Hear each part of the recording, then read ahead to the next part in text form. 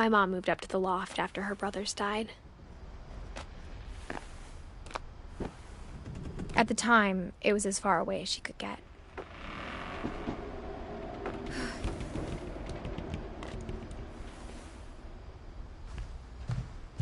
I can't imagine what it was like for her to lose 2 sons after she'd already lost 2 brothers.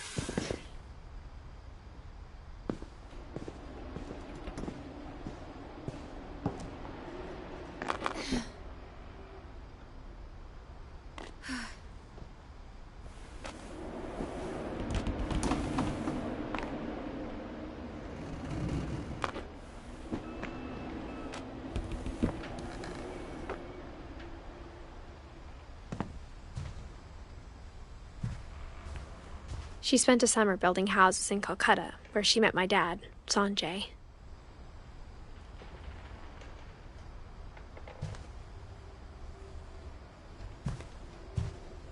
Religion was another thing my mom never talked about, but I think it helped her a lot after her dad died.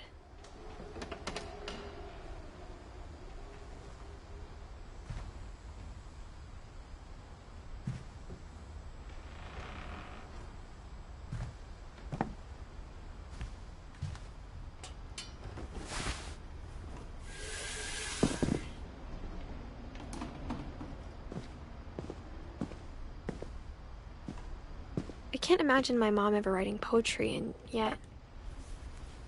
A poem for Gus, who always said the wedding was a bad idea. Our father never hit us kids, at least not very hard, before the day my brother said with teenage disregard that he'd be dead before he'd see a wedding in our yard.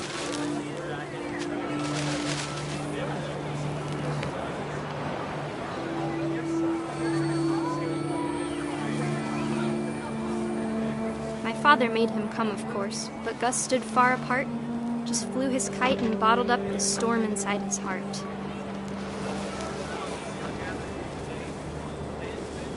I tried to talk him out of it, but though he'd never met her, "We don't need a stepmom," were the words that I now pronounce you husband and wife.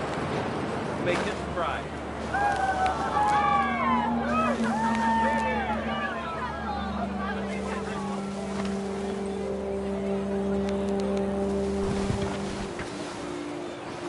When the time for photos came, Dad ordered him to come here. But Gus declined, and as a sign held up his middle finger.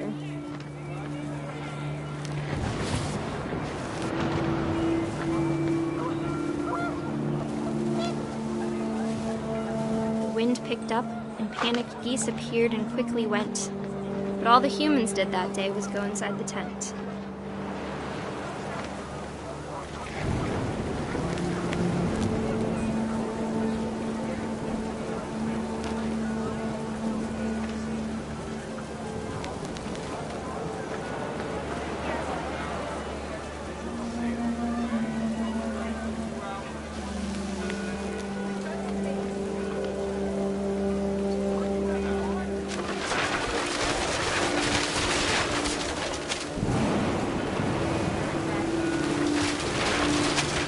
Rain came down in buckets then, but no one seemed afraid that nature might destroy the tent our dad had crudely made.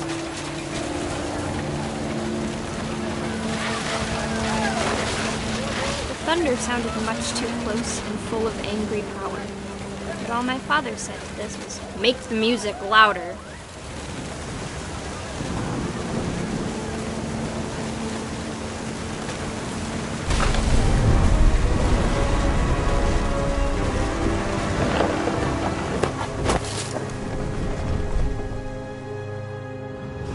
I wish that I could truly say I thought about you on that day. Out there on the beach alone, just you, the wind, the sea, and foam. But I didn't, until we found you.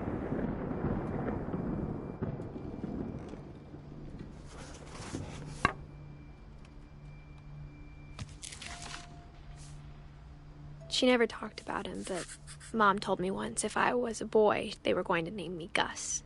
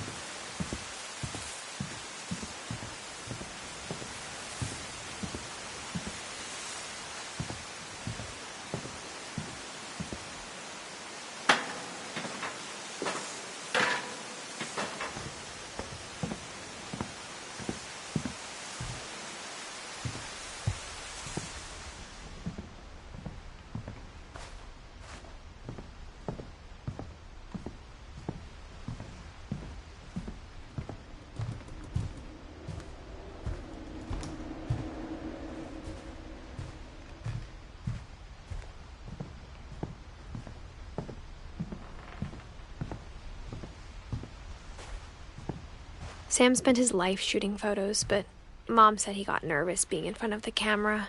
I guess we're all afraid of something.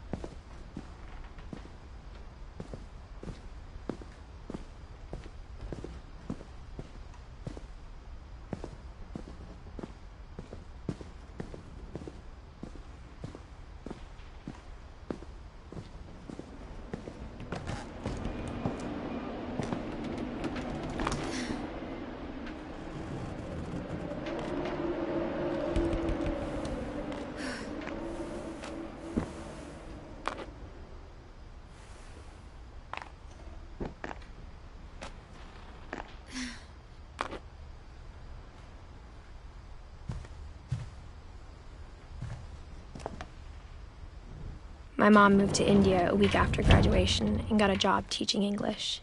Louis was born a year later. When my dad died, I don't think Mom knew where else to go. I'm sure Edie was happy to have her back. The house had to get a little bigger, but Edie was used to that. And for a while, things were good, almost normal. But it didn't last. The beginning of the end was Milton's 10th birthday, when Edie gave him a castle.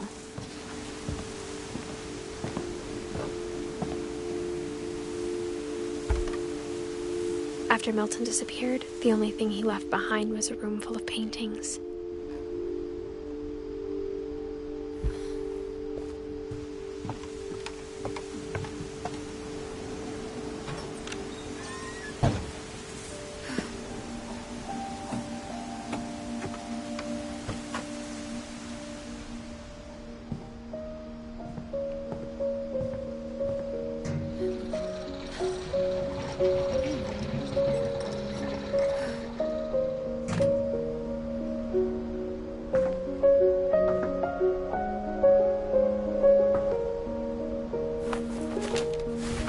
Milton Finch in The Magic Paintbrush.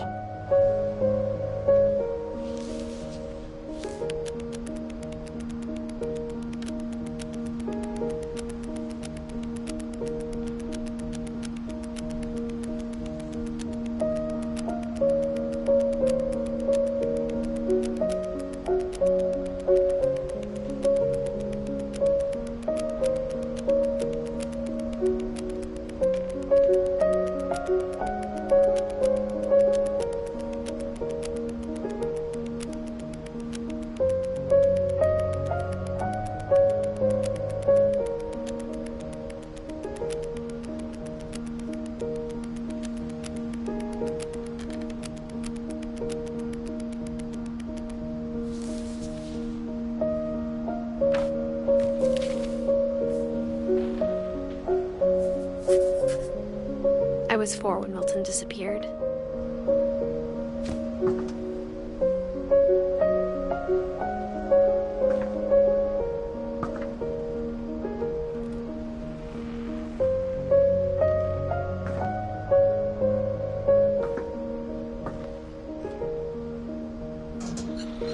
Mom spent months searching for my brother. Then she sealed the doors.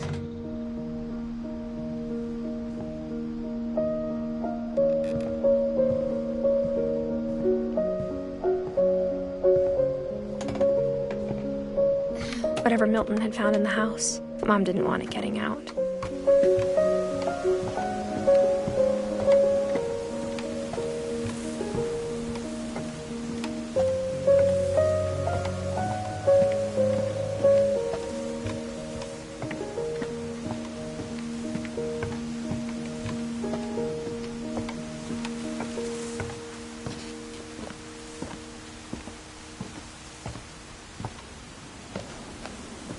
Mom definitely blamed Edie, but I think Louis blamed himself. After he graduated, he just spent more and more time in his room, until Mom got him a job at the cannery.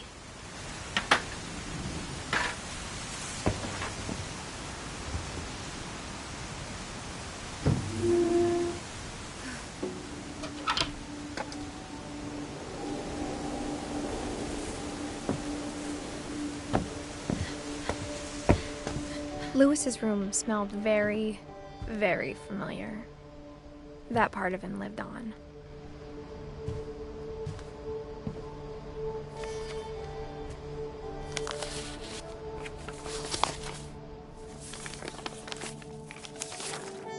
Dear Mrs. Finch, as Louis's psychiatrist, I can understand your desire for an explanation. As I see it, the trouble began in January, shortly after we convinced your son to seek treatment for substance abuse. Newly sober, I believe Louis first noticed the monotony of his daily life.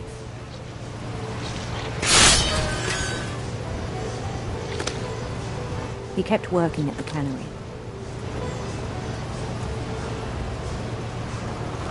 But he withdrew part of himself. In our sessions, I saw the same behavior.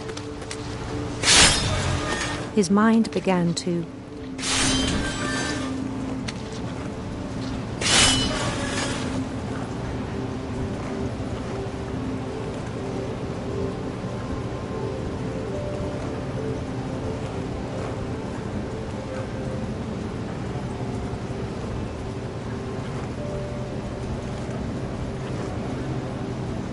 wander.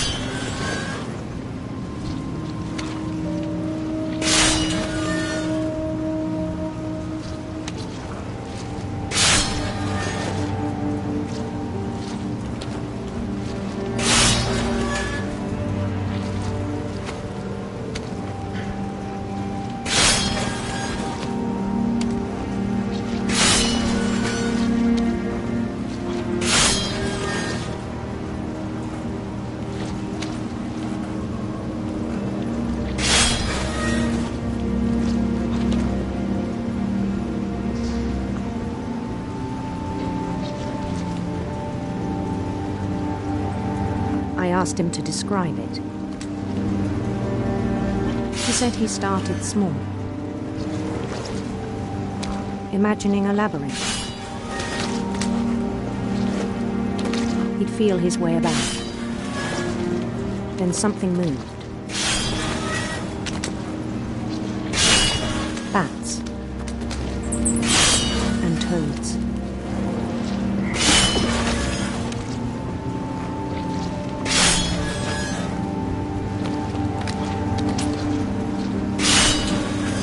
Things that have not names. He knew it was all in his head. But he took it very seriously.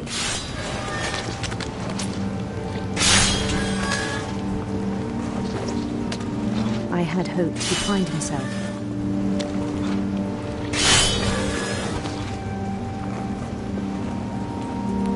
But he found something more. I worried about him then. Daydreaming at the cannery. I spoke with his boss. But he said Louis had become a model employee. Methodical, tireless, focused. Like a whole new Louis. So I let him go on.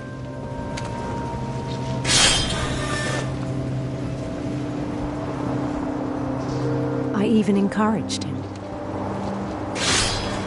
It seemed very promising at first. He told me he'd made a new friend.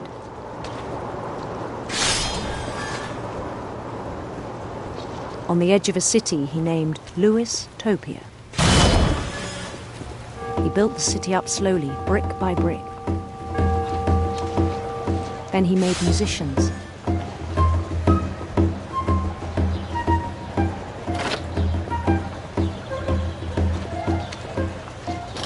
And songs for them to play. He talked about starting a band. And he was always humming something.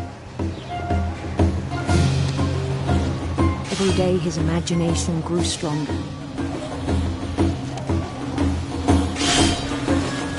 He no longer spoke at the cannery. But his chopping was as reliable as ever. Then one day it struck him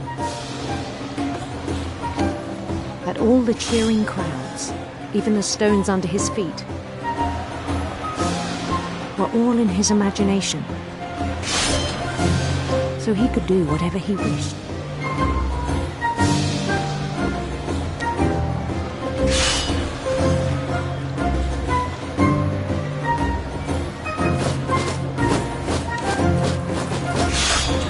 He held an election for mayor.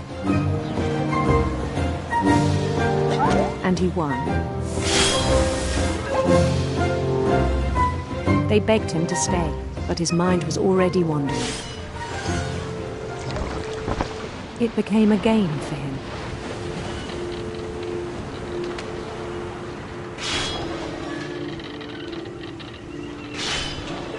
He'd conquer a city, then immediately push on. New Louisville. St. Louis. He started drifting away from our reality.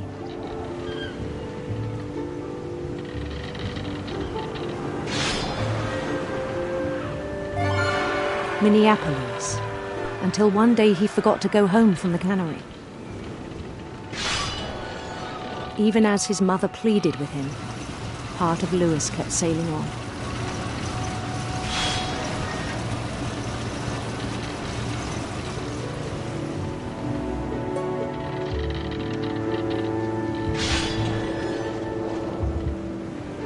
In Louisburg, he heard rumors of a handsome queen.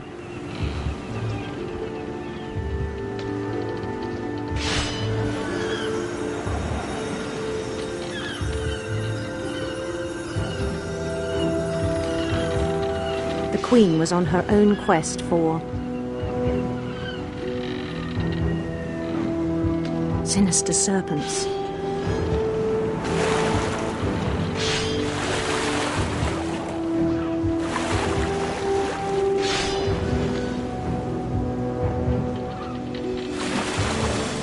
He followed the sound of her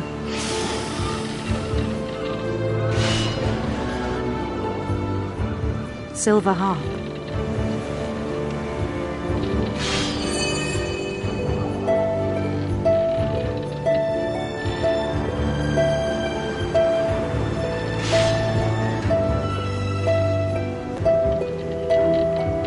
His chase led him to a golden palace east of the sun and west of the moon.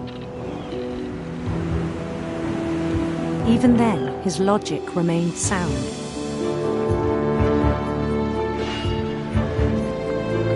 He knew the world was all in his imagination.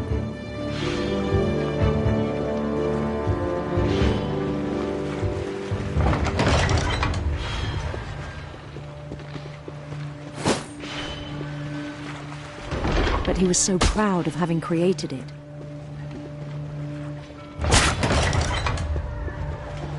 In his own eyes, he'd become something greater than a king.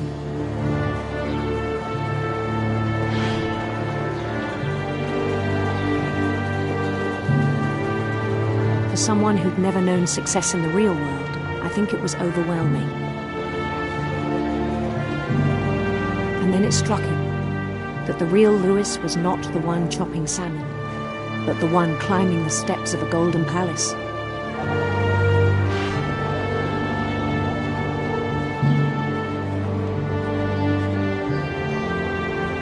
My imagination is as real as my body, he told me. It was hard to argue with him.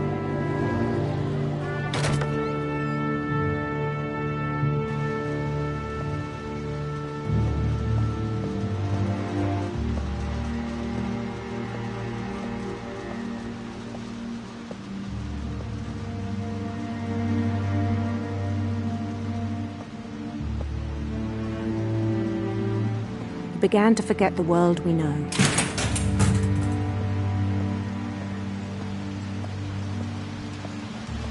I think it pained him to remember Lewis, the cannery worker.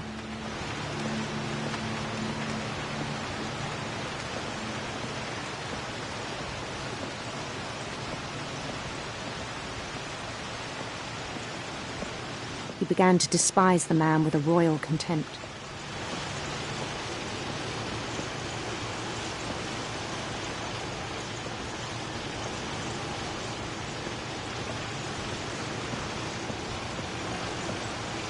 I still thought I could save him. Even after he said he was being crowned king over all the lands of wonder. The palace would be packed with his companions.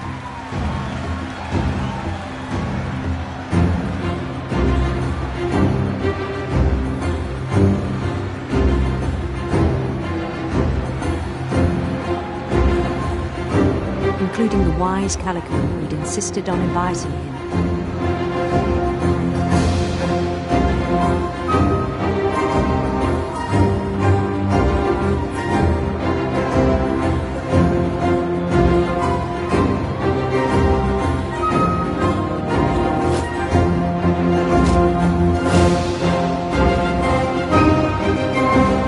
His queen waited, holding his crown.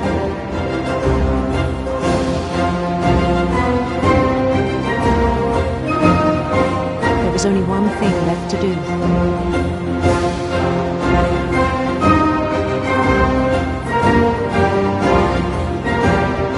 Bend down his head.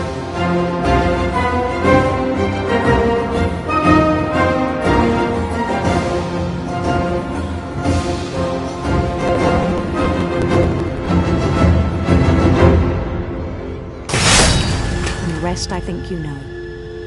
Mrs. Finch, your son was a kind man who will be missed by all of us who knew him.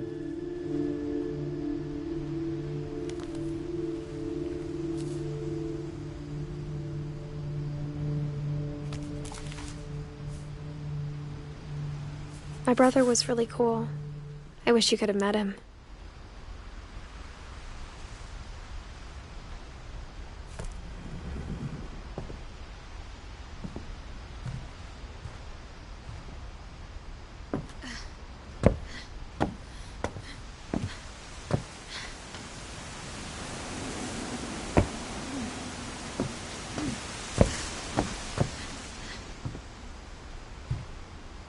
Lewis and I spent a lot of time playing games together, but he was surprisingly bad at them. He died a lot.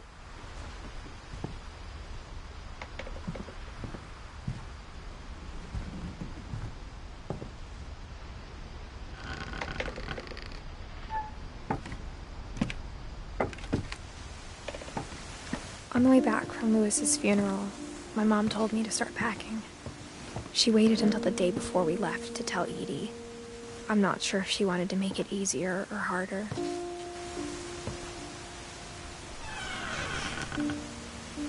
I wish we'd stayed.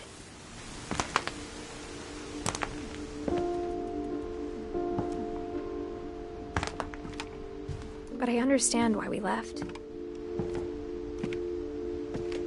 What happened that night had been coming for a long time. Maybe it should have come sooner.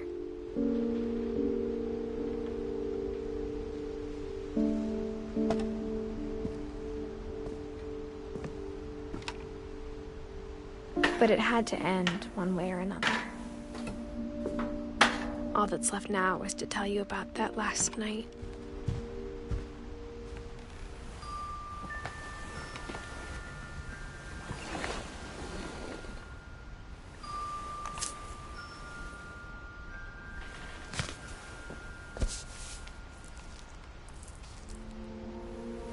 That whole last day, Edie just watched us pack and didn't say a word. Until supper, when she raised her glass and said, "To our final night together, and all our final nights apart." Grandma, you know what I said about alcohol. Some of your medications are very Edith, specific. I left a present for you in the hallway. Why don't you go open it? The grown-ups have to argue now. I'm sorry, you're right. We're all leaving tomorrow. Let's just enjoy our last... I'm not leaving. Edith, you're excused.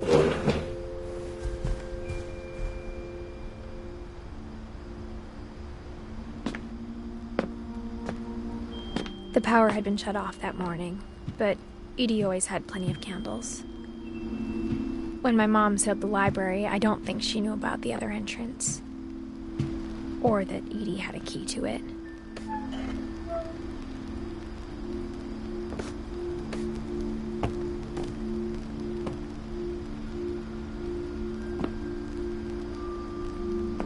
That thing you're afraid of isn't going to end when you leave the house.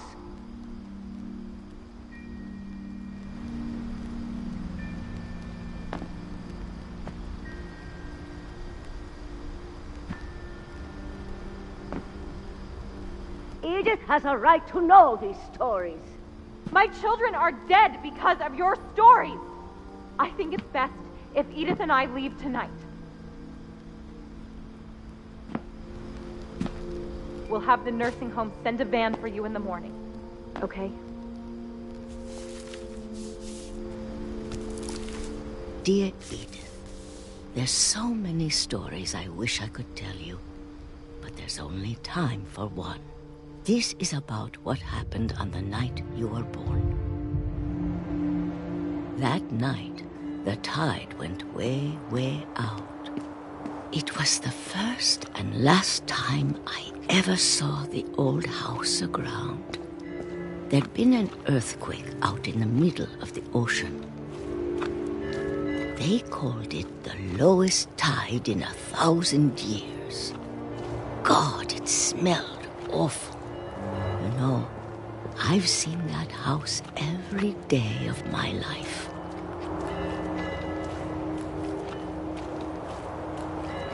But I never thought I'd go back to it. When the fog rolled in, I lost my way.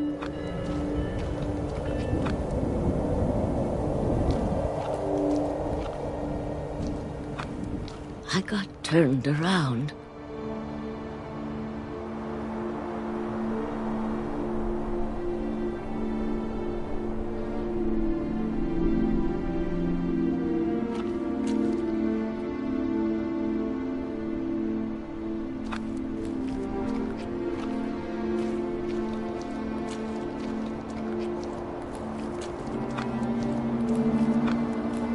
I started seeing things.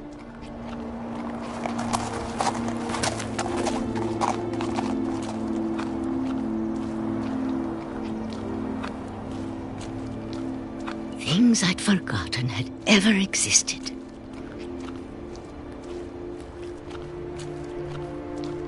But when I saw them, they felt like old friends.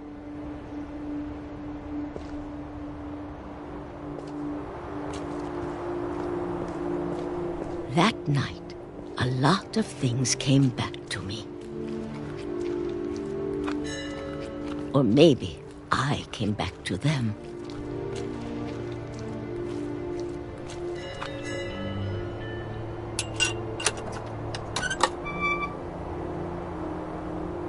Things I can't explain, but that I need you to try and... Edith, what are you doing in here?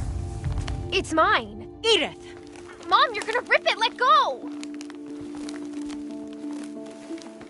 I kicked and screamed, but Mom dragged me to the car. I never saw Great-Grandma Edie again. The next morning, the van came to pick her up, but she was already gone. After that, we moved around a lot.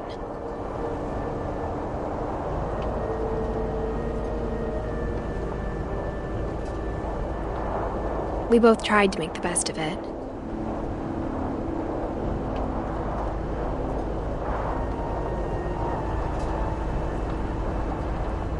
A few years went by.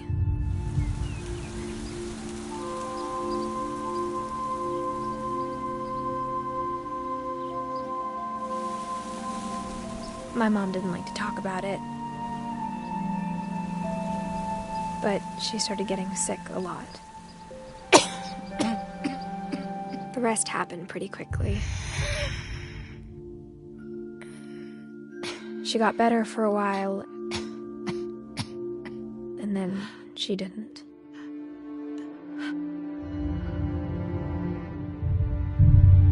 And then I was alone.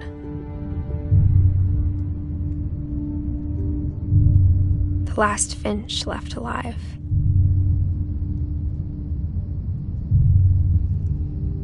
Until I found out about you. I'm still not sure what to tell you about all this. If we lived forever, maybe we'd have time to understand things. But as it is, I think the best we can do is try to open our eyes. And appreciate how strange and brief all of this is. This journal was supposed to be for you. But now I hope you'll never see it. I just want to meet you and tell you all these stories myself. But I guess if you're reading this now, things didn't work out that way.